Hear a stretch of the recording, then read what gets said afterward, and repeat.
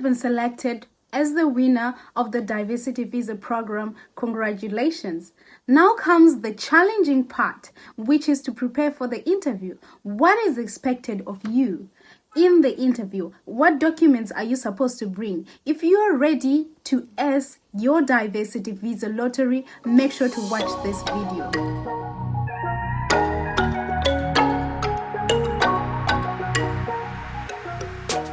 Hi everyone, this is ceeabroad and welcome to the first part of our three-part series on Diversity Visa Lottery. Now, the assumption right now is you have already won a DV lottery. In this video today, I am going to be sharing with you tips on how to ace your interview. The first and foremost important tip of the day is for you to ensure that all your documents are ready. These documents include your passport, your high school transcript, and a whole lot of documents. Now, I have listed all the documents that you are required to provide. Now, these documents, you will usually receive a list of the documents that you are supposed to have, okay? Now, make sure that all these documents are ready and that all these documents, their information is going hand in hand with the information you had previously submitted. Now, if there is any kind of inconsistency between the two documents, at least there should be an affidavit to pick for the inconsistency between the information that you submitted and the information that is on your current documents. That is not to say that if you lied about something when you were applying, you could use another new document providing an affidavit. Of course, that one is definitely out of the way. We are talking about people who made mistakes, you know, like spelling names and something like that, things that were done not intentionally. Now, before I forget, after preparing all these documents, you need to make sure that on the day of the interview, you do carry all these documents with you, okay? The second tip of the day is dress professionally, okay? So now we need to understand that these people who are interviewing you are also humans, and first impression definitely counts. So you would want to dress professionally when you're going for your interview. Professionality has nothing to do with dressing expensive or looking like a fashion icon, okay? So some people would want to think, oh, I do not afford expensive things like suits, I do not afford all that. But I would say to you, dressing professionally has nothing to do with dressing expensive. You can look professional, you can look smart, you can look presentable with the little you have.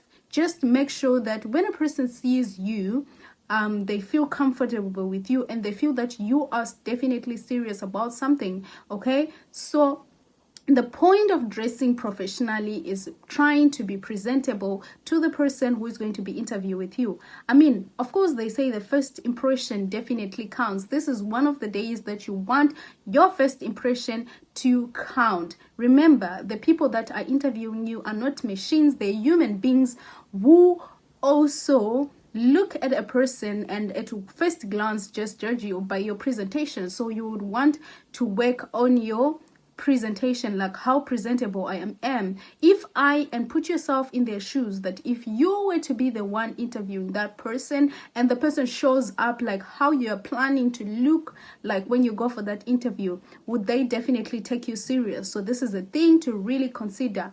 Dress professionally, dress presentable. Now, still on the issue of clothes, I would come to say this, try to avoid things that are revealing, or try to avoid things that are too, flashy, because this definitely sends a different type of message to the person interviewing you, of which your number one intention of going to that interview is trying to get through the interview fairly. Now, if you're dressing too revealing, your message could be different, like you're trying to bribe your way into the system through something else. So you wouldn't want this. So this is why we always say dress presentably, or dress professionally, because this will help you paint a good picture for yourself during the interview. Now let's go on to tip number 3. Tip number 3 is where we talk about researching common interview questions. Now, before you even attend the interview, you want to research common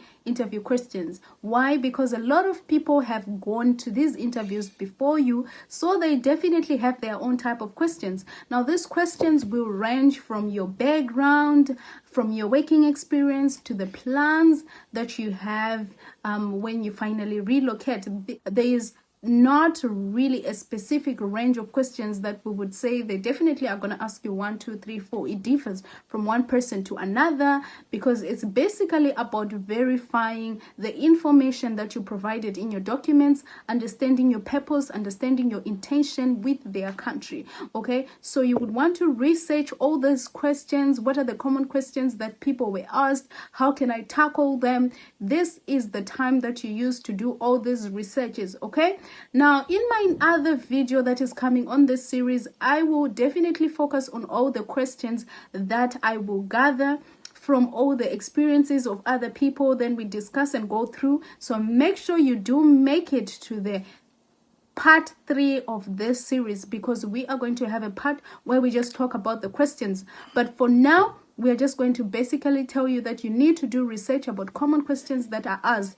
There is nothing more joyous than finding yourself in a situation whereby you recognize that, oh, this question, yeah, I've had it. Oh, this question, you know, kind of just preparation of something. Now, in addition to all the tips that I have given you, tip number 4 is practicing US geography. Okay, in addition to common interview questions that are asked, sometimes you are asked about the US geography. Okay, so you want to know some states, of course, you want to know their capitals, you know, basic things like that. I'm not asking you to go and memorize the whole of the United States map, but at least know some states. For example, if you're going to be asked which state are you going to be living, or you're going to be asked, give me some states that you know in America, some things like that, you know, 1 or 2, okay, so that they know that you do have interest in this country, you know your way around this country, you have been doing your own research. This shows that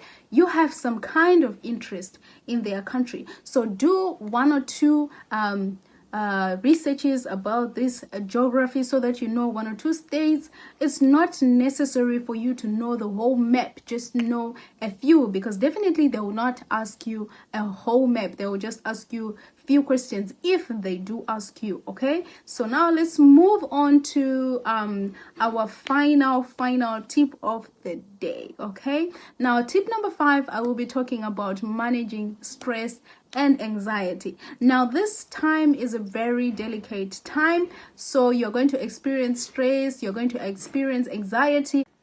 Now, the best way to deal with these things is to go head on, not to go around these stress things and stuff, to understand deeply that an interview can be nerve-wracking and that it's okay to feel anxious sometimes and go through the process. Now, my tips for managing stress, for managing anxiety, is to engage yourself in visualization. If you know what visualization is, that's good for you. If you don't know, I mean, we don't want to waste the whole video talking about what visualization is, but basically you are going to be telling yourself and visualizing how it's gonna be the outcome of the interview when you have already, you know, been granted your visa, so that you experience that feeling of elation, you experience that feeling of happiness. Okay, that's another way. Another way is to occupy yourself with a lot of things, so that you don't have to basically think about this whole interview. Another way is to make sure that you really have rest. Okay, you really have rest the night before your interviews. Make sure you do have rest, because it's going to be nothing huge. Okay, it's going to be nothing huge. Everything is going to be fine. Now that's it for the part 1 of our diversity visa interview series. I hope all these tips will help you prepare for your diversity visa lottery interview. Don't forget to like and subscribe our channel at ceeabroad for more helpful videos. Now make sure you follow me on my social handles, Missy on Instagram, and also on Facebook. We do have a page of our own, which is at ceeabroad, so make sure you go and follow all those channels for more helpful videos. Stay tuned for part 2, where we are going to be expanding into this whole series. Now we will be talking about the DV lottery questions.